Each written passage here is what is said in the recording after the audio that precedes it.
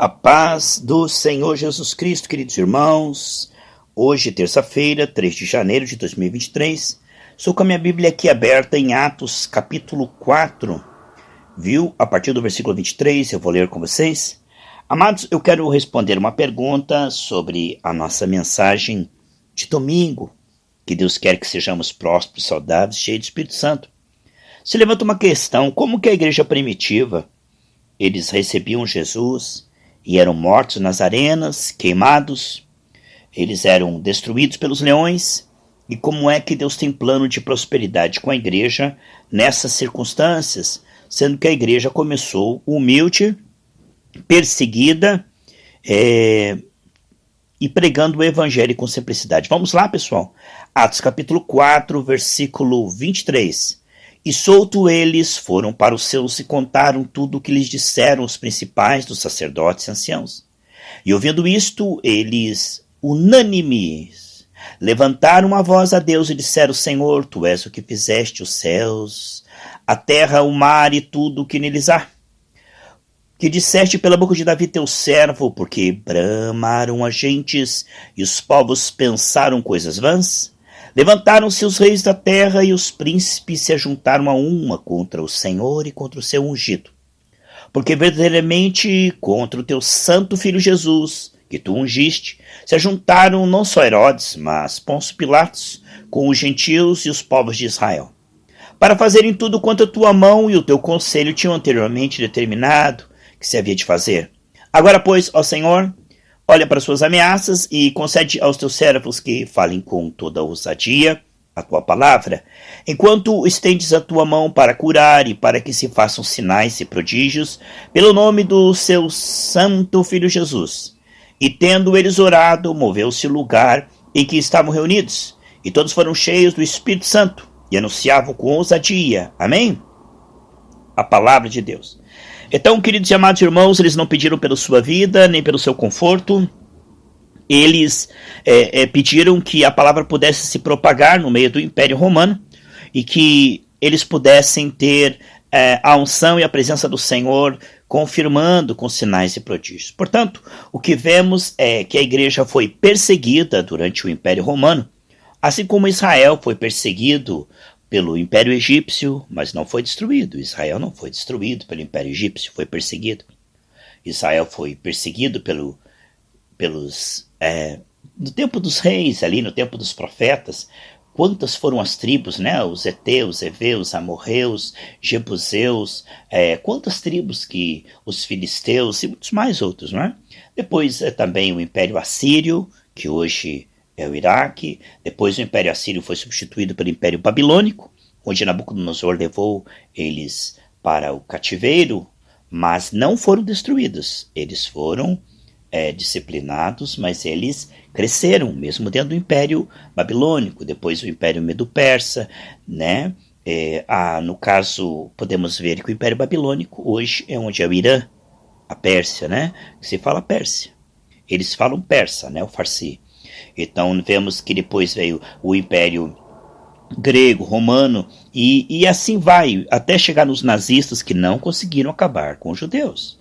Entende? Você pode ver que os que aqui em Atos 4 eram mortos paravam de sofrer, pessoal. No mundo, 3 aflições. Aqui nós sofremos, é como um vale de lágrimas, somos peregrinos e forasteiros, né?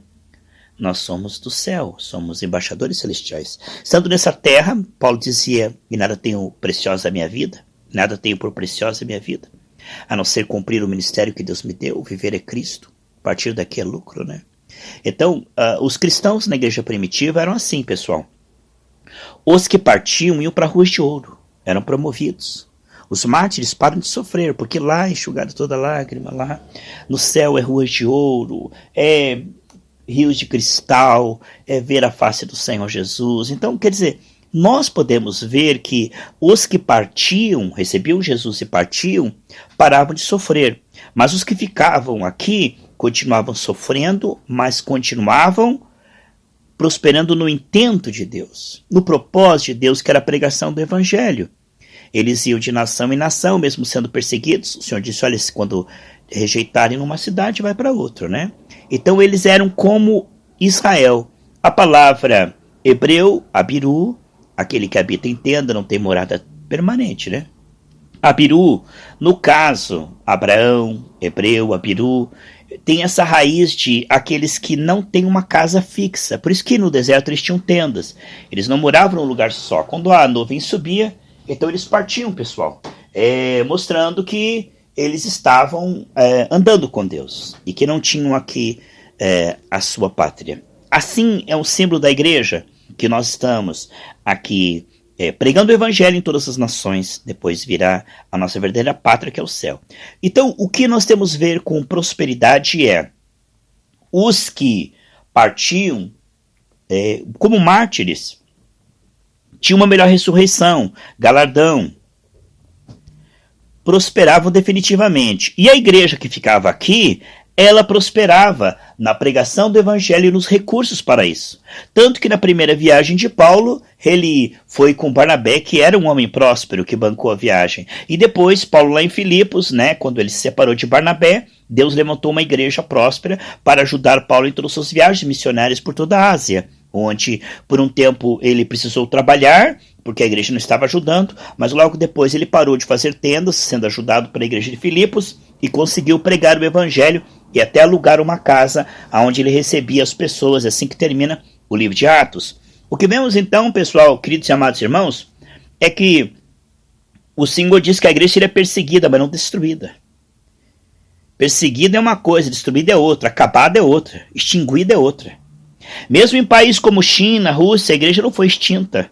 Mesmo na Coreia do Norte, não foi extinta. Deus permanece um remanescente aonde ele sustenta, aonde ele prospera e dá condições. Então nós temos que ver que Deus é invencível quando ele diz: edificarei a minha igreja e as portas do inferno não prevalecerão contra ela. É com perseguições, tribulações? Sim. Aqueles que Deus leva, vamos dizer assim, que Deus nessa situação recebe como mártires, como ele se colocou em pé para receber Estevão, meus amados, o sofrimento acabou, foi promovido a cidadão dos céus.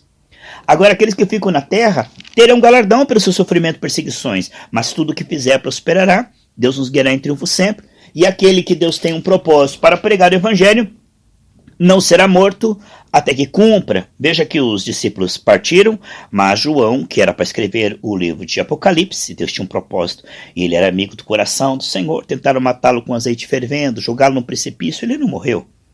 Ele prosperou naquilo que Deus o chamou para escrever o Apocalipse, o último livro. Então vemos que ele morreu de velho na ilha de Patmos. Veja como que Deus disse: olha, Jeremias, antes de você nascer no ventre da tua mãe, eu te escolhi, te enviei às nações para que seja profeta. Vemos que Deus tem um propósito para cada um de nós, escreveu tudo no livro dele, todos os dias antes que nenhum deles houvesse, diz o Salmo 139. Por isso, quando falamos que Deus quer prosperidade, os recursos do Ministério de Socorro, pessoas que Deus vai levantar como prósperos para ajudar a obra missionária, o órfão-viúva, sempre haverá. Sempre haverá perseguição na igreja? Sim, todas as eras, algumas eras mais, outras menos, dependendo do propósito. Como agora é a colheita final, antes do arrebatamento, é preciso que haja viagens missionárias e recurso financeiro. Há uma diferença entre a igreja se estabelecendo ali em Atos dos Apóstolos e a igreja que vai ser do rapto. A igreja para o arrebatamento, onde é o avivamento final, a colheita final. Então é uma igreja onde será perseguida, sim, mas é uma igreja triunfante, uma igreja com condições para produzir o avivamento em toda a terra. Então o propósito de Deus é assim, o inimigo vai até um ponto.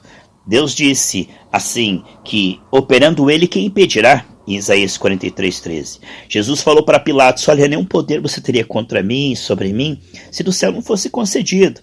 Mas esse é o tempo das trevas, ele seria entregue para morrer por nós na cruz. Então, na verdade, não há nenhum poder que possa impedir o propósito de Deus. Ele está no seu alto trono, faz tudo o que apraz. E quando ele diz: edificarei a minha igreja e farei com que ela pregue o evangelho, e ele vai levantar mantenedores, e ele vai levantar aqueles que vão ficar nessa terra, e mesmo diante de perseguições vão pregar o evangelho. A igreja nunca será extinta nem destruída. A igreja prosperará, a igreja vai cumprir aquilo que o Senhor disse que ela iria cumprir. Ninguém poderá impedir. A igreja irá até o fim, até o arrebatamento, em nome de Jesus.